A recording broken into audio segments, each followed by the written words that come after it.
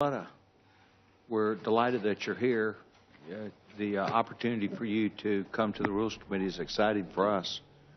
Thank you, Mr. Chairman. We're delighted that Chair and gentleman is recognized. Thank you. Thank you very much. Before I came to Congress, I was the mayor of my hometown in Hazleton, Pennsylvania. Hazleton's 2,000 miles away from the nearest southern border. It's not a town that you would expect to have a problem with illegal immigration, but we did. I saw that our population increased by 50%, which is a large growth for a city. However, our tax revenue stayed the same. So can you imagine trying to provide services to a city that has grown by 50%, but no more tax revenue to provide those services? I saw illegal immigration from a different perspective than many of my colleagues, because I had to deal with it firsthand. A mayor of a small town with limited revenue, our school district, just to show you how it affected all aspects of life, our school district in the year 2000, ESL, English as a Second Language, the budget was $500. Just 5 years later, the budget was $1.5 million.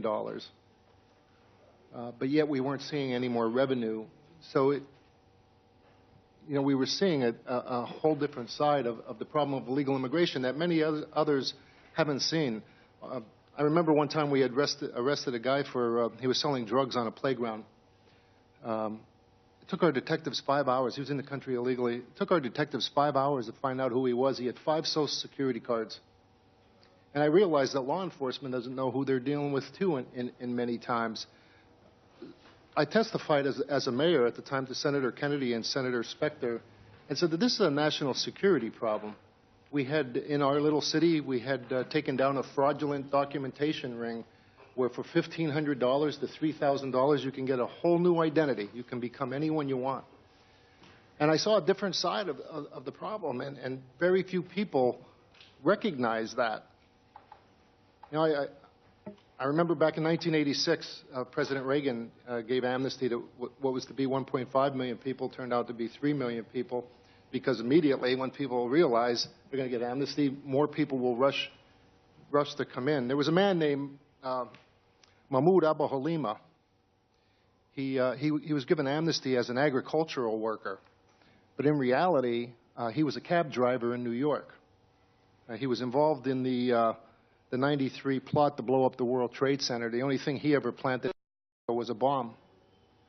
So my problem that began my crusade was that we are not going to be doing face-to-face interviews. When we do background checks, anytime anybody said that we're going to do background checks, there will be no face-to-face interviews with any of the applicants.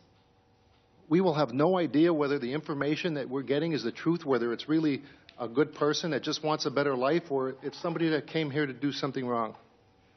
So it was as mayor that I saw firsthand how illegal immigration can affect a community trying to provide services with limited resources. I believe that my stance against illegal immigration was the reason that I was elected to Congress in the first place. And let's be clear about something right now. The President's amnesty program did not just begin all of a sudden with his announcement on November 20th. It goes back well beyond that. It goes back to the so-called Morton memos of 2011, and that led to the Deferred Action for Children Arrivals Program, or DACA, of 2012. I believe we must do everything that we can to defund the President's amnesty program, and in my view, stopping the enforcement of the directives contained in the Morton memos goes straight to the heart of it. Those memos instructed immigration officers to ignore broad categories of illegal immigrants and halt deportation hearings for them. In short, the memos told immigration officers to view the law the way President Obama wished it had been written, rather than how Congress actually wrote it. This completely guts immigration enforcement in the United States. And I've talked to ICE agents about it. And many of them have told me that because of these memos, they are actually afraid to do their jobs. I'm someone who has dealt with illegal immigration as a small-town mayor.